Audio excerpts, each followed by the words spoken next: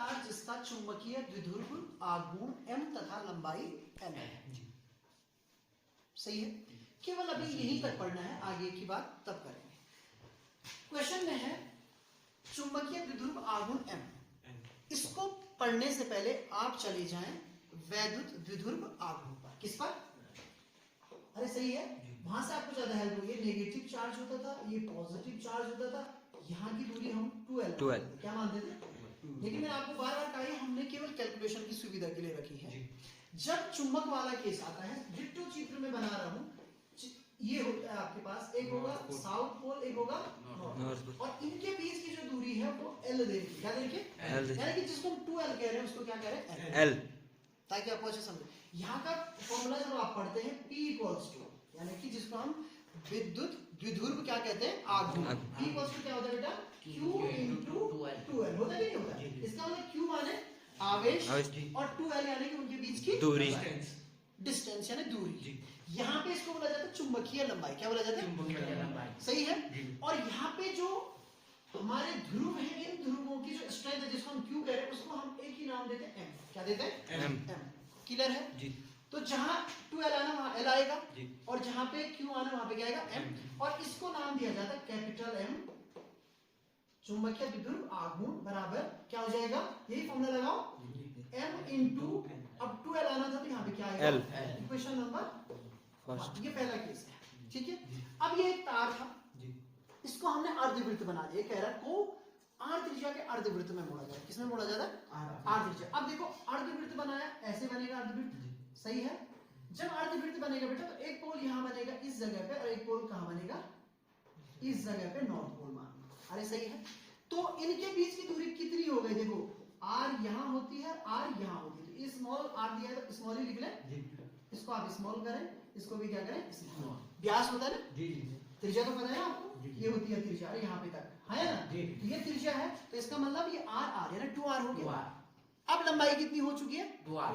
तो इसके लिए हम फॉर्मूला लगाते हैं, यहाँ पे देखिए, यहाँ से लेकर यहाँ तक की जो दूरी है वो कितनी है, 2r है। 2r। नया जो मैग्नेटिक मोमेंट होगा m इज इक्वल टू, इसको m1 कह देते, फिलहाल इसको m2 या इसको m ही रहने दें और वो कर लेंगे। ठीक है, तो m ही रहने देना है, तो हम इसको थोड़ा सा साफ कर लो, इसको ये m हो गया, और आ जाए यहाँ m2 हो गया। m2 की वैल्यू क्या हो जाएगी, देखो अब भी फिर से ये पोल स्ट्रेंथ होगी इनटू यहाँ पे कितना आ जाएगा, 2r। समझ में? अब यहाँ पे क्वेश्चन है कि r का मान चाहिए हमें, क्या चाहिए, हमने किसको मोड़ा है, इसी को मोड़ा है। ये यहाँ से लेकर यहाँ तक की लंबाई है कितनी, पाया। क्या हो जाएगी, पाया। समझ में आ रहा है? वृत्त का जो पूरा का पूरा क्या होता है, पाया। अरे सही है ना, वो कितना, तो 2πr होता है, पेरीमीटर जो 2πr हो जाएगा, सर्कमफेरेंस उसको हम यहाँ पे कहेंगे। तो ये कितना हो गया, हाफ कितना हो जाएगा, पायर। कितना हो जाएगा, पायर। अरे सही है जी, क्लियर है? वृत्त की परिधि बोलते हैं ना, तो πr होगी, तो πr इज इक्वल टू क्या हो जाएगा, l। तो ध्यान दें यहाँ पे क्या हो जाएगा, अलग से बता रहा हूं, πr इज इक्वल टू क्या हो गया, l। तो r इज इक्वल टू क्या हो गया, l अपॉन पाई। अरे सही है। m2 में वैल्यू रख दें, m2 इज इक्वल टू क्या हो जाएगा, m इंटू 2 इंटू, और इसकी जगह पे क्या लिखेंगे, l अपॉन पाई। कोई दिक्कत तो नहीं है? अरे सही है।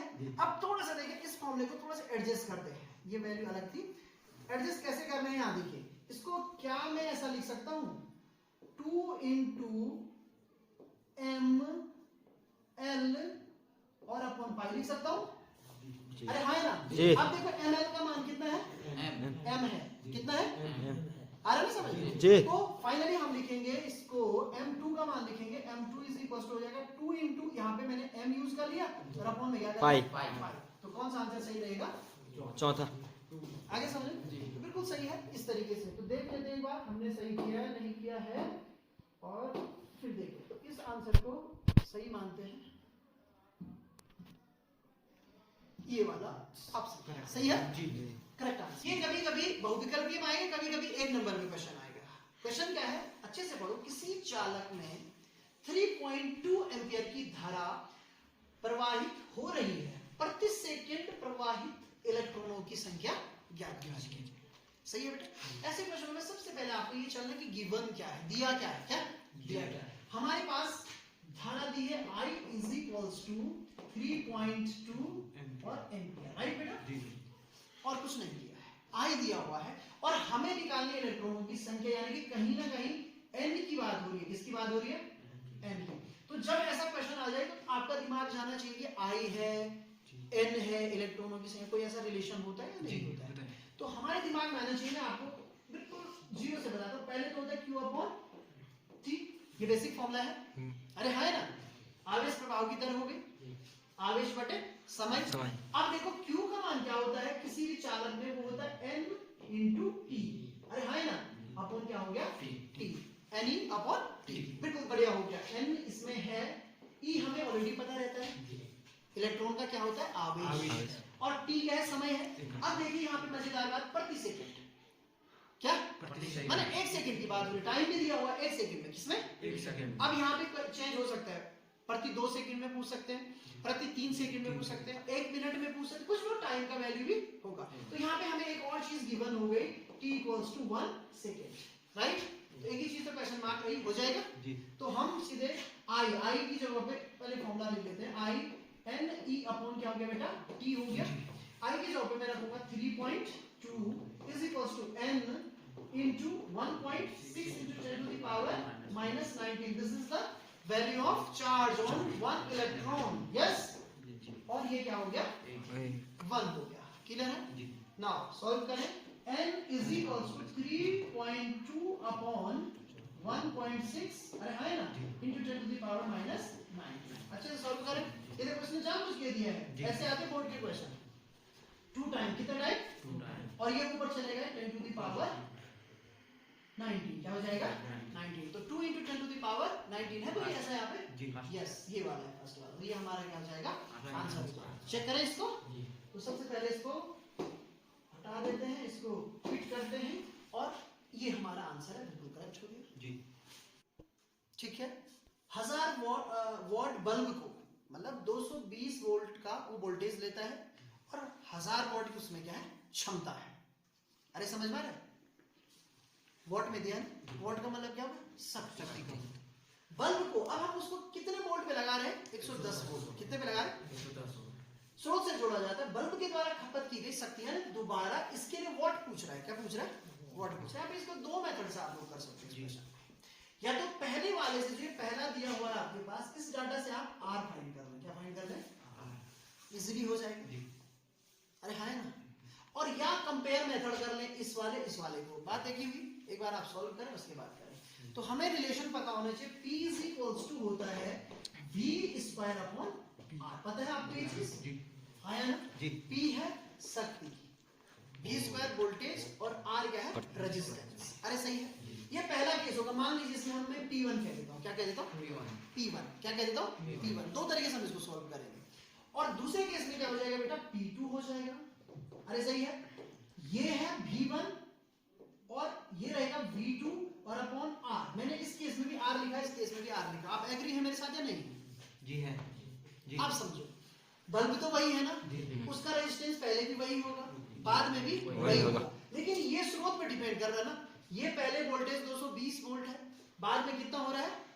110। यहाँ पावर 1000 की है और यहाँ वो कुछ और पावर देगा। तो इस कंपेयर मेथड से भी आप कर सकते हैं। और आप चाहें तो पहले यहाँ से R निकाल लेते हैं और तब R का मान कहाँ पे रखते हैं? यहाँ पे। तो तब आपको क्या मिल जाता? P2। तो डबल काम करने के बजाय हम सिंगल काम करेंगे, क्योंकि बोर्ड परीक्षाओं में समय मैनेजमेंट, चतुरता के साथ हमको काम करना है। ठीक है। बजाय लंबे मेथड करने के हमें शॉर्ट मेथड करना है। क्या करने? शॉर्ट। तो यहाँ पे हम सीधे करेंगे। देखो P1 अपॉन P2, इस रिलेशन को आप याद रखिए। हाँ बेटा, V1 स्क्वायर अपॉन R, मैं पूरा करके दिखा रहा हूँ। V2 स्क्वायर अपॉन R से R क्या हो गया? कट गया। और एक रिलेशन आपके पास आ गया, P1 upon P2 is equals to V1 square upon V2 square. आप चाहे तो V1 V2 वाला ये भी कर सकते हैं। ये यहाँ पे वैल्यू रख दें। क्या रख दें? वैल्यू। तो इसकी वैल्यू कितनी देर की है? 1000। P2 हमें चाहिए, अरे हाँ है ना। V1 कितना देर का है? 220 वोल्ट। और ये कितना देर? 110 वोल्ट। और इस पूरे का स्क्वायर कर दो। सही है ना? पूरे का क्या कर दो? स्क्वायर। यहाँ हो नहीं रहा लास्ट में। ठीक है, पकड़ नहीं रहा लास्ट में। समझ गए ना? अभी पहले इसको जब हम सॉल्व बढ़िया ही होंगे ना सॉल्व करने के, इससे कट जाएगा 2 बार। कितनी बार? 2 बार। अरे सही है। तो यहाँ पे करूँ इसको सॉल्व। यहाँ पे हो जाएगा 1000 upon P2 is equals to अब 2 का स्क्वायर हो रहा ना तो 4 हो गया। अरे सही है। अब P2 चाहिए आपको तो P2 इज इक्वल्स टू हो जाएगा 1000 अपॉन 4। इजीली कर लोगे सॉल्व। 250 कितने टाइम? 2 टाइम 8 हुआ, 2 बचा, 5 टाइम और ये तो कितना वोट आ जाएगा बेटा? 250 250 है या 250? यस, ये वाला आंसर हमारा क्या होगा? करेक्ट। लेट्स सी, चेक करते हैं इसको सही क्या है। अरे मजा आ रहा है? हाँ, इस तरीके ये इसने भी बता दिया। ये बहुत बार पूछा जाता है और हमें लगता है बहुत इजी है, हम इसमें क्या कर देते हैं, गलती कर देते हैं। ये पूछ रहा है 1 इलेक्ट्रॉन वोल्ट का मान होता है, क्या पूछ रहा है? 1 eV इलेक्ट्रॉन वोल्ट का मान आपसे पूछ रहा है। अब यहाँ पे थोड़ा सा समझो, आपने क्या करना, 1 इलेक्ट्रॉन, तो इलेक्ट्रॉन शब्द का मतलब 1.6 × 10⁻90 और फिर ये क्या हो जाता है बेटा? वोल्ट। अरे सही है ना। जब हम इस वैल्यू को यहाँ पे रख देते हैं, क्या रख देते हैं? वैल्यू। हमने वैल्यू रख दी ना, तो ये वैल्यू हो जाएगी यहाँ पे, हमने जो वैल्यू रखी है जूल हो जाएगा। क्या हो जाएगा? अब क्यों कह रहा हूँ इसको, थोड़ा सा इरेजर में पहले इसको पूरे से ही बताता हूँ। ये हो जाएगा, देखो हमने वैल्यू रख दी ना, ये किसकी वैल्यू है? इलेक्ट्रॉन की। तो यहाँ पे कूलम आएगा नहीं आएगा? कूलम आ जाएगा इनटू पीछे से क्या है? वोल्ट। अरे सही है। मैं दो चीजें बताना चाहता हूँ इस क्वेश्चन के साथ, मैं आपको एक नहीं दो चीजें बता रहा हूँ, दो बातें बता रहा हूँ, क्योंकि ये क्वेश्चन अक्सर पूछे जाते हैं परीक्षा में, राइट। एक तो आपको पता लग जाएगा कितनी वैल्यू हो गई। ये सबसे पहले इस पर डिसाइड कर लेते हैं क्या है, कूलम वोल्ट आ गया। क्या है? अभी मैंने फॉर्मूला बताया, V क्या होता है? W upon Q। तो W क्या हो जाएगा? VQ। अरे मैंने वोल्ट कूलम में, कूलम वोल्ट, तो कूलम वोल्ट को हम क्या बोलेंगे? जूल। क्या बोलेंगे? जूल। पहला पता लग गया। तो सबसे पहले तो हमने डिसाइड, पहले जूल आएगा। दूसरा यहाँ पे ये मिट गया है, 90 लिखा था हमने, क्या लिखा था? तो कितना होगा? 1.6 × 10। अरे सही है।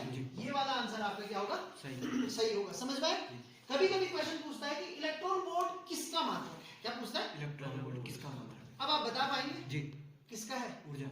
वेरी गुड, क्योंकि जूल जो है कार्य का होता है और ऊर्जा का होता है। इस वाले केस में ये मात्रक किसका है?